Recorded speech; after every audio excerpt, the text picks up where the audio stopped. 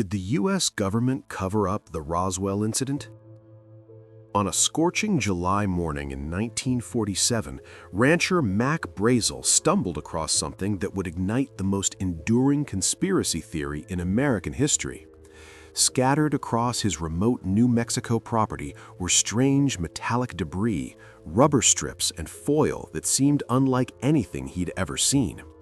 What happened next would transform the sleepy town of Roswell into ground zero for UFO believers worldwide and raise questions about government secrecy that persist nearly 8 decades later. The crash that started it all. The story begins on July 8, 1947, when the Roswell Army Airfield issued a press release that sent shockwaves across the nation. Major Jesse Marcel announced that the military had recovered a flying disc from a ranch northwest of Roswell. Newspapers exploded with headlines about captured flying saucers, and the public's imagination ran wild. But within hours, the story took a dramatic turn. General Roger Ramey, commanding officer of the 8th Air Force, held a press conference in Fort Worth, Texas. Standing beside what appeared to be weather balloon debris, he declared that the military had made an embarrassing mistake. What they'd recovered wasn't a flying disc at all, just the remains of a high-altitude weather balloon. The press conference seemed to settle the matter. Newspapers quickly retracted their sensational headlines, and the incident faded from public memory. For 30 years, Roswell remained just another small desert town, and the weather balloon explanation went largely unchallenged. The resurrection of Roswell. The Roswell incident might have remained buried in history if not for nuclear physicist Stanton Friedman. In 1978, Friedman interviewed Major Jesse Marcel, who had been the intelligence officer who first examined the debris in 1947. Marcel made a startling claim. The military had lied about the weather balloon. According to Marcel, the debris he'd handled possessed properties unlike any earthly material. It was incredibly lightweight, yet impossibly strong, and pieces would return to their original shape when crumpled. Marcel's revelations sparked a renewed investigation into Roswell. UFO researchers began tracking down other witnesses from 1947, and their accounts painted a picture far more complex than the official weather balloon story. Rancher Mac Brazel's neighbors recalled him describing debris that couldn't be cut, burned, or damaged. Some witnesses claimed to have seen not just debris, but actual craft and even alien bodies. Glenn Dennis, a local mortuary, alleged that the military had contacted him about child-sized coffins. Nurse colleagues supposedly told him about alien autopsies at the base hospital.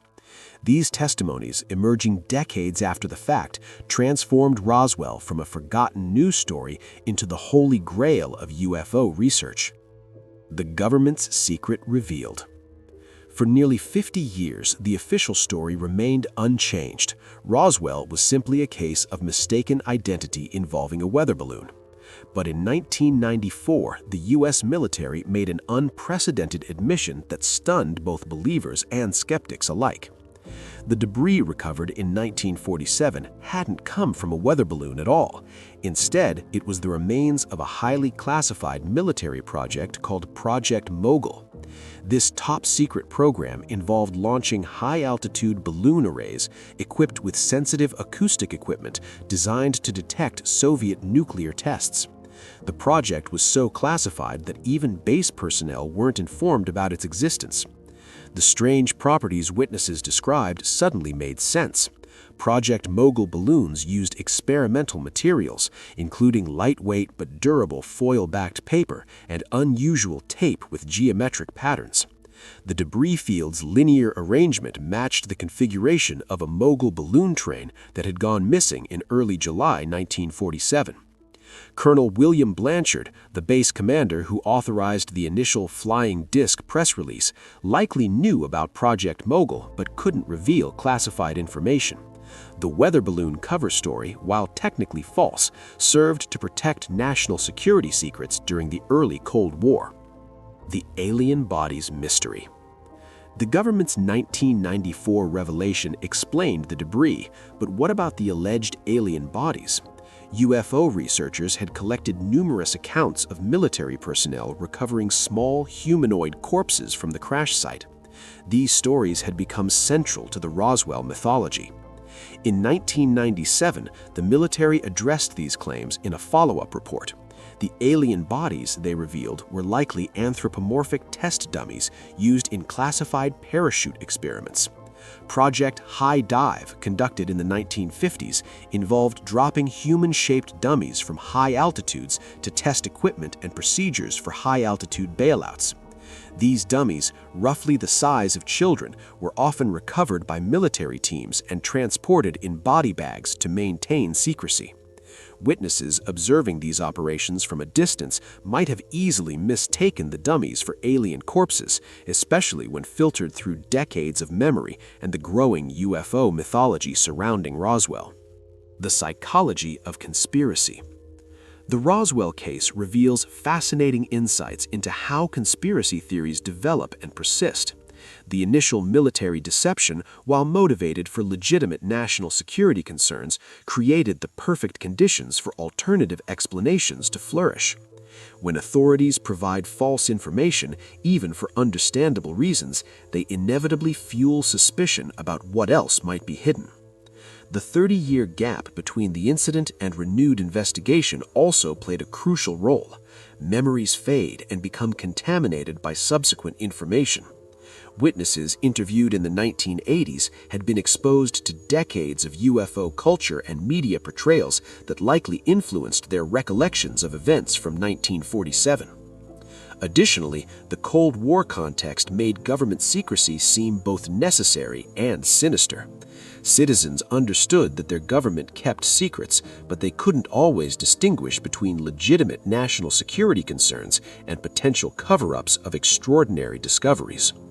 The enduring questions. Despite the military's detailed explanations, questions about Roswell persist. Some researchers argue that Project Mogul doesn't account for all witness testimonies, particularly those describing metallic debris with seemingly impossible properties.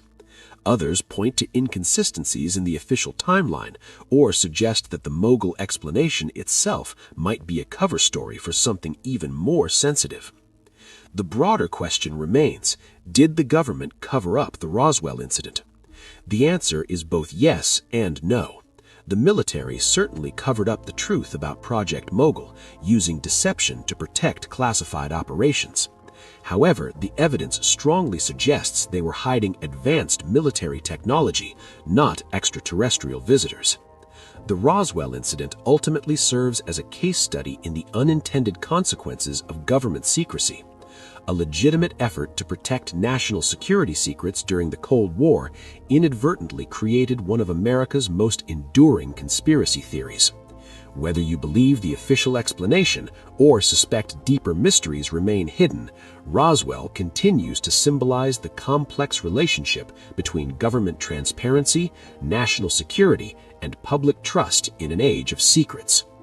The truth, as they say, may still be out there, but it's probably more terrestrial than we'd like to imagine.